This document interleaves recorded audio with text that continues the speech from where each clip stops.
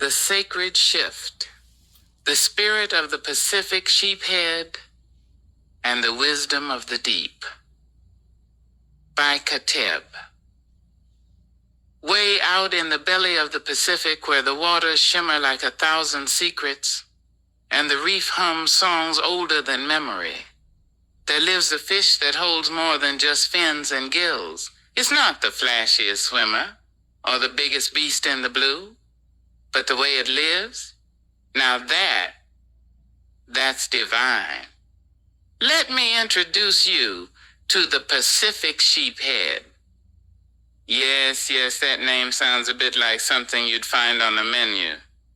Or maybe something your uncle would mispronounce at a family fish fry. But don't let that fool you. This fish has stories in its bones.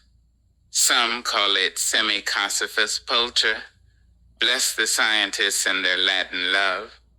But in parts of Papua New Guinea, the old fishermen referred to it as Wambele Wambe, which loosely means the one who swaps skirts for spears. Now you might be wondering why all the fuss about a fish. Sit tight. See, the sheephead starts off female. Just chilling, laying eggs, swimming around coral neighborhoods, minding her sea business. But when the dominant male of the pack bites the dust, boom, something magical happens. She becomes a he. Yup, full body remodel. The lips get meatier, the forehead bulges, the jawline means business. In some PNG villages, they call the transformed male Big Pella Bun Long Peas, Big Face Bone Guy. It's hilarious but oddly accurate. Now, in Papua New Guinea, folks love a good fish tale. And there's a folk tale told under moonlit skies, often while cleaning the day's catch and swapping jokes. It begins with the classic setup. Long time Bipo true. A long time ago, long before now. The legend of Auka and the Wambele. Back in the day in a village called Mamoivu, there was a girl named Auka, born under a new moon and a mountain that always seemed to be frowning at the sea. Auka didn't exactly follow the village script. Smart as a whip, fast on her feet, sharper with her tongue basically, not the quiet bride type the elders were rooting for. While other girls stirred soup, Auka was out wrestling sea urchins and spearfishing like she had gills. When the village ladies asked why she wasn't learning to cook, she'd laugh and say, "Me no meri bilong wokim kai tasol. Me meri bilong payet one time solwara." I'm not just a woman for cooking. I'm a woman made to fight the sea. Then the village protector, an enormous sheephead named Kabang, got snagged by some greedy northerner's net. Chaos broke loose. Tiny male sheepheads started acting up like hormonal teenagers. Reef fish scattered like gossip. Even the sea cucumbers seemed tense. That night, Auka had a dream. Fish with glowing scales and anti-voices told her, "You must senesim skin, pickaninny. You must come up, man. Child, you must change your skin. You must become a man." Next morning, she dove into the ocean, and something clicked. Her body toughened. Her laugh dropped an octave. The other fish didn't flirt anymore, they followed. Sharks gave her side eyes of respect. Auka had become the new Kabang, not by bloodline, not by vote, just because the sea chose her. And from then on, villagers would say, "The sea don't care what parts you've got, it only cares if you've got purpose." So here's the real talk. Why should we care about Auka or a shape-shifting fish? Because life, especially the spiritual journey, is full of these kinds of transformations.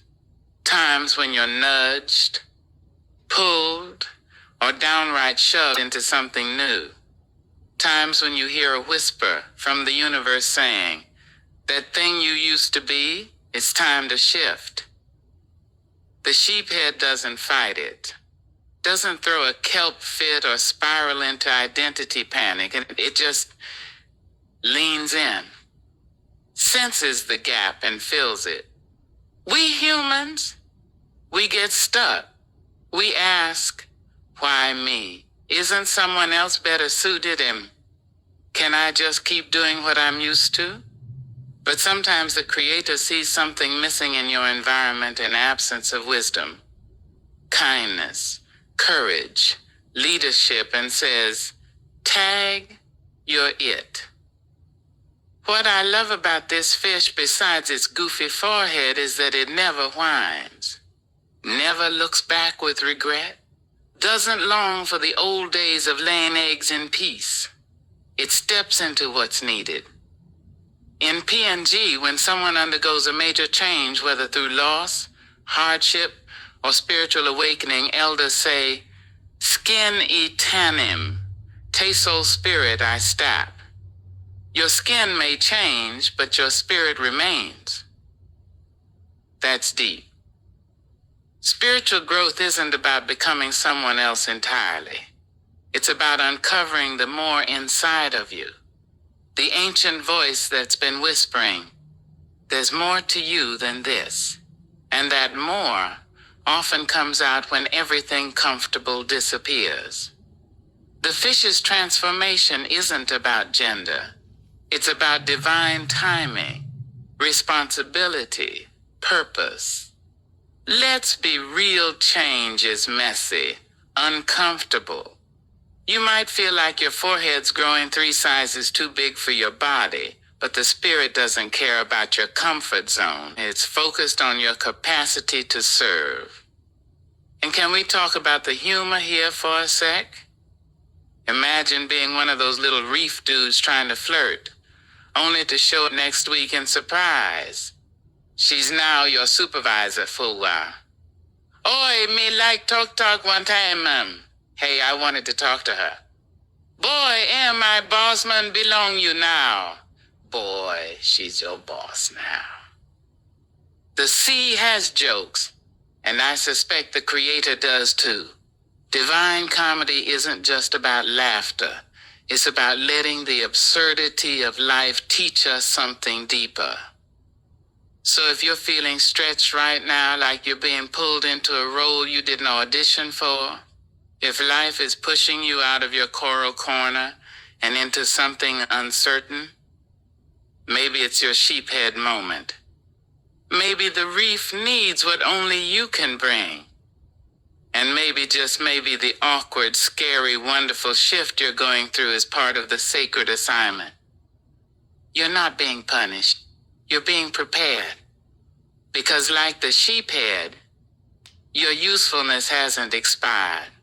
It's evolving.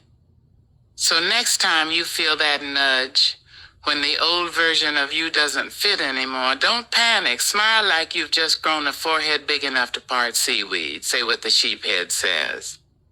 Me stop. Me ready. Me come out me yet. I'm here. I'm ready. I'm becoming who I was meant to be.